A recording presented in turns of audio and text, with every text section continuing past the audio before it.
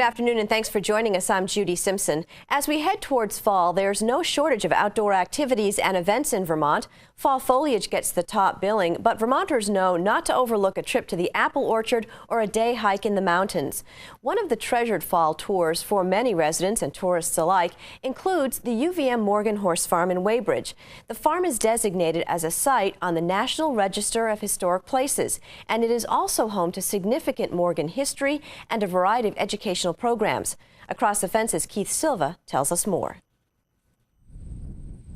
From its idyllic setting to its historic significance, and of course, the horses, the University of Vermont Morgan Horse Farm makes quite an impression on the thousands of visitors who tour this facility each year. And for some, one visit isn't enough. The UVM Morgan Horse Farm has always been an iconic place for me. I've always been a fan of the Morgan Horse Farm, and it's been a place that I've looked up to as long as I can remember. Next lead, if it would help you if you came off the rail and almost like you're heading right back at the rail. So you're Nicole Granger has a job that many farm visitors would envy. She trains Morgan horses. So you'd have to rate him right away so that he doesn't. Granger first visited the farm as a teenager. She attended UVM so that she could take classes here. She's been an intern at the farm and an apprentice. In other words, when it comes to the UVM Morgan Horse Farm, this isn't Granger's first time at the rodeo. Yeah. Right there? Yeah. Steve Davis in particular has been an idol of mine that I've always looked up to. Good point. It's definitely been a career opportunity that I couldn't pass up. All right. So just a couple comments. Stephen Davis is the director of the Morgan Horse Farm. He's worked at the farm since graduating from UVM in 1972. Interaction with her. When she raised up, you handle her very well. I live to train horses. That's why I'm here. My mentor and horse training teacher always said that the horses were easy. You watch this departure, Nick. There's no doubt that the interpersonal relationships between staff, student, etc. are very, very challenging, but the rewards are way on by the animals. So, the Morgan Horse Farm occupies a distinctive place in the horse world. It's the symbolic home of the Morgan breed, which was started by Randolph, Vermont businessman Justin Morgan in the 1700s. Morgan's horse Figure became the foundation sire of the breed. The farm was run by the United States government as a breeding and training facility for the U.S. Cavalry from 1907 until 1951, when it was given to the University of Vermont for the preservation and improvement of the Morgan breed. There's Squirrel. Walk, boy. We're representing the University of Vermont. This is not a show barn. This is a public facility. We do some very advanced work in training Morgan horses, and we have some of the best Morgan horses in the world. I think we should loosen them up some more. We analyze all of our horses from the day that they're born and kind of decide where a horse is going to fit best, figure out as they mature, 1 or 2 years of age, what discipline they're going to fit into best. At 3 is when we typically start their saddle work, and then around there is when we'll usually decide if they're going to start going to shows or not. And then if they're successful in the show ring, then we would either kind of sell them and move them along to a permanent home, or they're incorporated into our breeding program where we can kind of keep those bloodlines and really promote the excellence of the breed that we've really strived for here. Good. That was a good interaction with her. The practice ring is where the horses learn to walk, trot, and canter. But overall, the farm is one big classroom where UVM students get hands-on training with top professionals. A big part of our mission is education, especially with UVM and the public. But we do have some classes from UVM that come down and utilize the facility. One of the biggest ones is ASI 115, which is the Introduction to Equine class. And we make a big day of it and have a lot of different things going on for the students to partake in. Halter breaking foals is usually a popular one because they get to see all of the new babies. But I don't think a lot of them know what it takes to actually train your horse to wear a halter and to lead correctly and appropriately. So they get to see how we at this particular farm manage and handle our foals and get just kind of a quick glimpse as to the amount of time and work and effort that we put into it. Also working with the farrier, A lot of people will have their farrier come in and they don't realize how hard it is until you actually get down underneath your horse and start, trimming their feet. And I think the majority of the time the students walk away with a much greater appreciation for everything that goes on kind of behind the scenes and take away a lot more than what they would have just reading it from a book. At the UVM Morgan Horse Farm, it's learning that counts, and every day is an education. The fact that it's a historic herd, the fact that it's 50 animals minimum, that there's a huge sample of product to work with, and the breed itself is just lends very well to teaching and being a subject of teaching. So it's a win-win situation all around. Working with the horses, they're very intelligent animals and will stump you every day of the week, but it's a challenge that I love and one that I really enjoy to be with every day. Well, Glow's sufficiently bushed. Nicole Granger's dream has come true, and who knows, maybe the next Nicole is visiting the farm for the first time. If so, the chances are good that she'll be back. Here, boy. In Weybridge, I'm Keith Silva with Across the Fence. The farm is open to visitors during the day through October 31st. Specific tour hours, directions, and other visitor information can be found online by searching for the Morgan Horse Farm. Fall is also a time to finally get to some of those landscaping projects that you might have put off over the summer. But before you get started, you might be interested in a book entitled Fall-scaping. Here's UVM Extension horticulturalist Leonard Perry with one of the book's nationally known garden authors.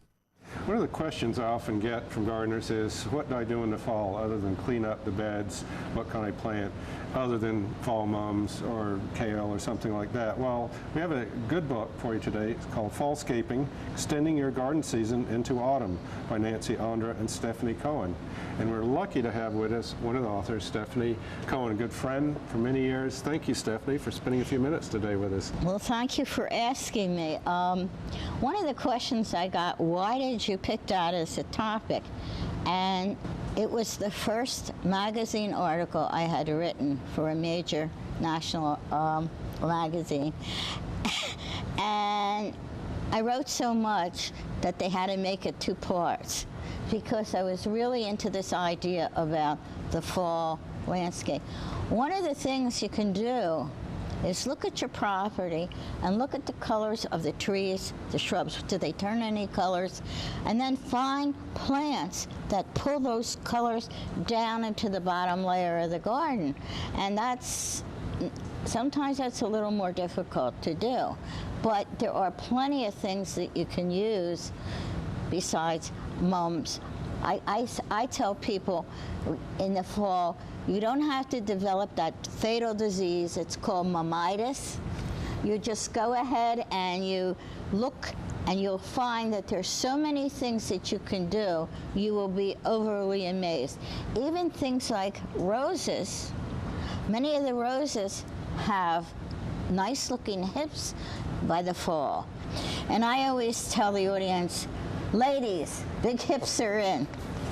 Because they're actually useful, because if you don't, by the time fall is disappearing, they're good for winter decorating, especially for Christmas, because if you're making decorations, they're red already and don't have to do any spray painting.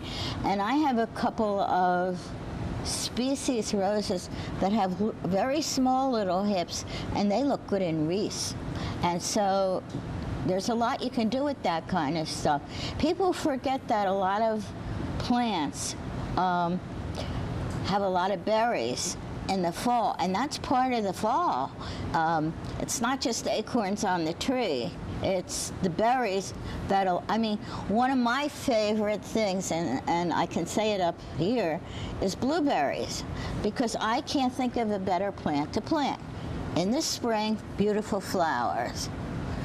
And then after spring passes, you get the fruits. So you have beautiful foliage and fruits. But then in the fall, those blueberries turn the best shade of red. I mean, people come to Vermont to see the red and the orange trees. Why not bring it down to the ground level? You know, blueberries are one of the most ornamental shrubs there are. They are, and they're very, I love them too for that same reason. They're very low maintenance, they're low ones, they're high ones, so you can use them as foundation planting. So it just has so much use, and I think that's the kind of thing. Here you have a chapter on seed heads. I'm thinking about all those ornamental grasses. I'm thinking about the birds that come to them in the fall. Not only do I enjoy them, but they enjoy them for food. Well, there are a lot of birds, and even butterflies, if you're planting a few late flowers, that are still hanging around and they still need food. And this way they're there. And then when you're heading toward winter, some of them will actually be protection for ground nesting birds and things like that. Exactly, and I just love, you got a lot of examples in here. You know, plant lists, you have some nice illustrations, graphic drawings with a plan. With A, B, C, so you can tell what the flowers are, which is excellent. And what I like about it is I try to keep them, none of these are esoteric, they're just common, ordinary plants that they should be able to get in most garden centers. And if you can't find it, then you take the one that's closest to it. These plants are not made in stone. If you don't like something that I show, put your own substitute in. So you don't really have to, just get something that's similar or different cultivar or whatever. So, well, great. Well, this is a very useful book, I think, up here especially, but anywhere. So thank you so much for sharing it with us today, and I hope you'll look for it either online or in your local bookstores. For University of Vermont Extension, I'm Leonard Perry. Our final segment this afternoon takes us to East Montpelier. That's where Keith Silva found a relatively new Vermont farmer, but that new farmer has plenty of previous business experience. At Screaming Ridge Farm in East Montpelier, there's always something growing, something harvested, or something being readied for market. You shave it really thin. Owner Joe Bewley uses what he grows in a line of value-added products like soups and sauces. He markets to co-ops in central Vermont, sells at the Montpelier Farmers Market, and is also part of a CSA. A trained chef, Bewley never gave it a second thought when it was time to embark on a second career in farming. I came to farming, we'll call it backwards. I was a restaurant owner and a chef for 25 years, so I was the guy at the back door buying stuff from the farmer. I knew what I wanted, I knew what the quality needed to be, I knew what I was willing to pay for it, and I knew nothing about growing anything. I really approached it from a very different perspective. As a new farmer, Bewley sought advice, enrolling in workshops offered by the University of Vermont Extension. He continued to work part-time off the farm in order to build the capital he knew he would need to start farming full-time. Getting into farming is a huge capital startup investment. You got to have it.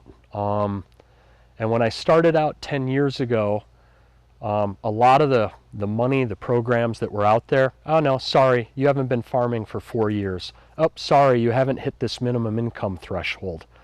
It was incredibly frustrating.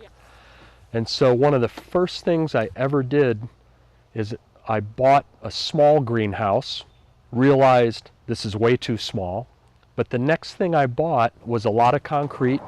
I poured a floor, put in a insulated wall, and we put in a refrigerated walk-in cooler.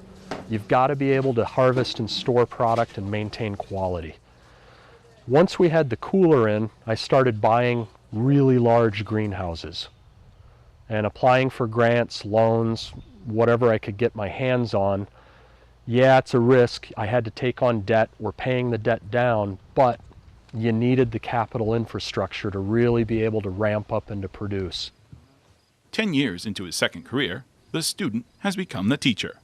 Bewley now works with UVM Extension to help other, newer farmers that he hopes can learn from his experience.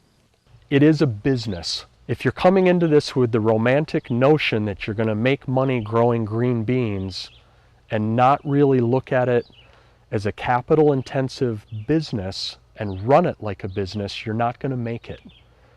You've got to be a little crazy, but you've got to be really smart and really think about things. How are you going to do this? How are you going to make it work?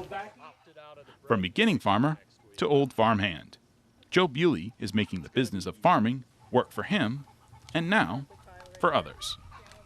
In East Montpelier, I'm Keith Silva with Across the Fence. Thanks, Keith, and thank you for joining us. I'm Judy Simpson. I'll see you again next time on Across the Fence. For a video copy of today's program, call toll-free 1-888-ATF-3430.